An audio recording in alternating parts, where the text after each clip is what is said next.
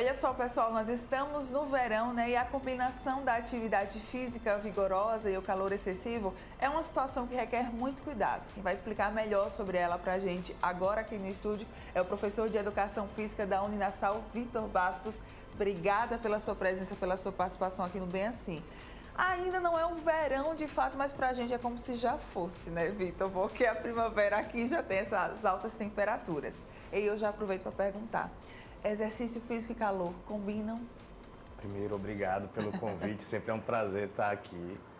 Sim, combinam, né? Então, sempre é muito mais prazeroso quando a gente pensa em fazer atividades físicas com esse sol lindo, com essa vista linda que a gente tem no nosso estado.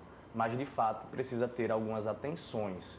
Quando a gente pensa, né, que o nosso corpo, boa parte dele, né, é de água, a gente tem que ter o cuidado, principalmente na desidratação durante essas atividades. Esse daí, então, seria o maior desafio quando a gente fala de atividade física ao ar livre? Sim, a gente tem que ficar atento justamente com a elevação da temperatura central do nosso corpo. E, geralmente, o que vai influenciar nisso, além da temperatura, da umidade relativa do ar, é o quanto de água a gente repõe durante a atividade física e quanto hidratado a gente está nesse início também de atividade física. Além da água, eu preciso tomar outra coisa, não sei, isotônico, né? O pessoal acaba trazendo muito também esses outros itens. Geralmente a gente tem uma recomendação para essa reposição, né, desses eletrólitos quando são atividades mais longas. Sim.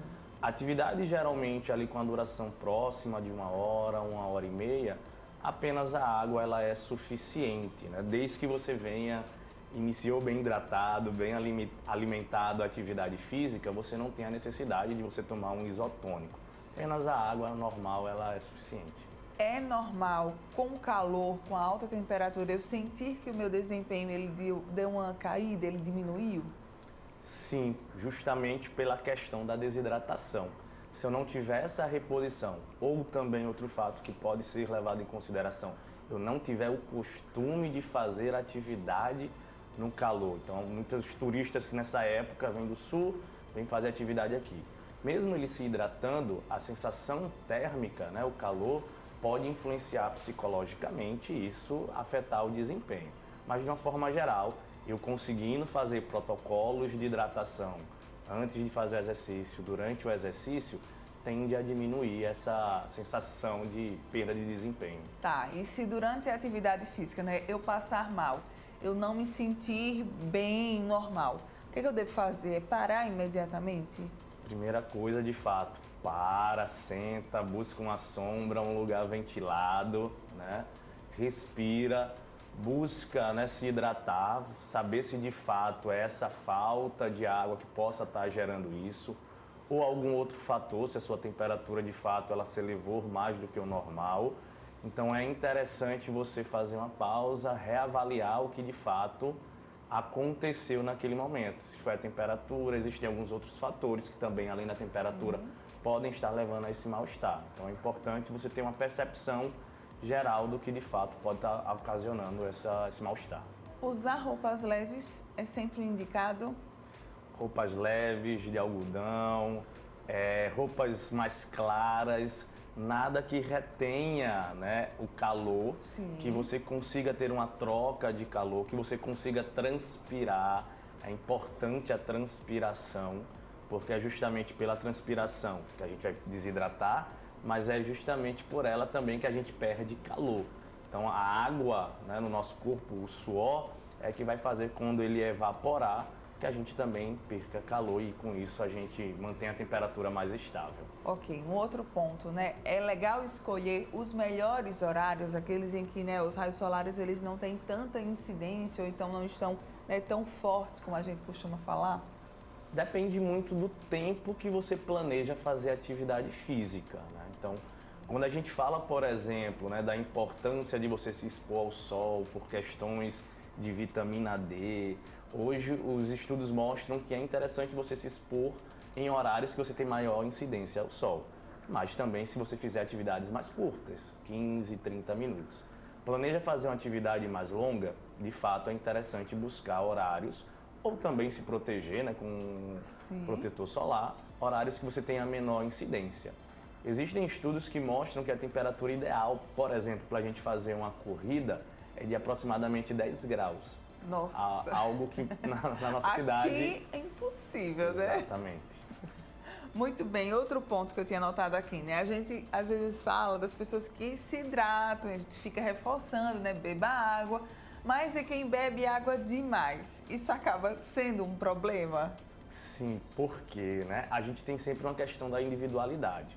O que eu sempre falo para os meus alunos, teste sempre em você, para você entender o que funciona em você e o que não. Sim. A recomendação geral que a gente tem é, antes de você fazer atividade, você se hidratar com 500 ml de água. Tá. Durante a atividade, de 150 a 350 a cada 15, 20 minutos.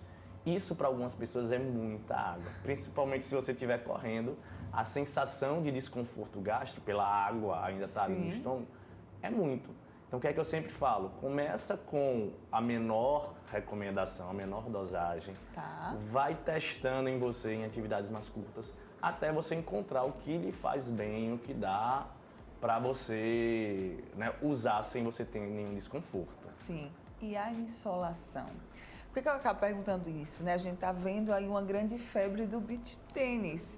E muitas pessoas acabam ali passando horas do seu dia, né, totalmente expostos, sem cuidar, né, ali, sem tirar um tempinho para descansar, para ficar na sombra. Insolação também pode ser algo que pode prejudicar nesse desempenho?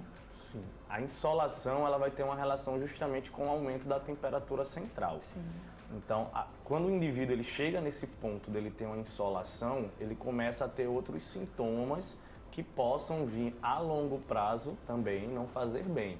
Então ele tem que estar atento com essa questão da hidratação, porque a gente precisa entender. Por que eu falo tanto da hidratação? Porque justamente a gente vai perder a água do plasma. Sim. E isso vai afetar o nosso funcionamento cardiovascular. Então isso pode levar a picos de pressão, a pessoa, né, a elevação da temperatura central, como eu falei. Então ela tem que ficar muito atenta a esse procedimento de, em alguns momentos, buscar a sombra.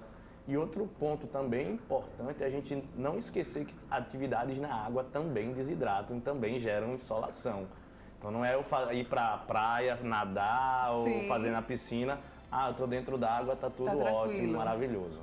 Não é, eu também tenho que ter o mesmo cuidado, o mesmo protocolo de hidratação, porque o nosso corpo, quando vai fazendo movimento e produzindo calor, ele vai gerar transpiração, você não vai sentir porque você está na água, mas você também está tendo ali prejuízo. Vamos então reforçar as dicas quando a gente fala assim de atividade física, de exercício físico, né, nessa estação aí que está chegando, que a gente acaba, né, também assim aproveitando bastante ela. Quais que são as principais dicas? E aí eu já peço também até para você falar para quem corre, para quem caminha, para quem faz o beach tênis, para quem faz, né, esportes aquáticos, quais são as dicas? Primeira coisa, é sempre bom e importante buscar um profissional qualificado, né? Tanto profissional da educação física quanto nutricionista, para ajudar a entender que tipo de atividade você vai fazer, como é que está a sua alimentação antes. Existem vários alimentos que conseguem auxiliar nesse processo. Depois, entender quanto tempo você vai passar fazendo aquela atividade. Como você falou, o beach tênis tem gente que passa horas e horas fazendo. Então, quanto mais tempo você passa, maior a chance de você desidratar e você ter alguma consequência. Então, quanto tempo de atividade para eu selecionar qual é o melhor horário para eu fazer essa atividade, buscar usar roupas mais leves, cores claras, que gerem, né, essa perda de calor, que não retenham tanto calor e me manter hidratado. Então, fazer a hidratação geralmente 500 ml antes, a cada 15, 20 minutos de atividade, também fazer a ingestão ali de 150 a 350, tendo cuidado de identificar em você quanto de água você consegue sem que você sinta nenhum desconforto. Muito bem, contatos, redes sociais, se quiser compartilhar, fique à vontade. Então pode me seguir lá no Instagram, né, VJ Bastos Silva, que geralmente eu também sempre estou discutindo essas temáticas por lá. Muito bem, brigadão, tá, Vitor, pela sua participação aqui. Muito obrigada também ao Uninasal por nos ceder profissionais tão incríveis, tão importantes, que sempre vêm aqui nos compartilhar dicas maravilhosas. Obrigada mais uma vez, tá? E olha só, você que está aqui ligadinho com a gente, continue aí, daqui a pouco a gente volta.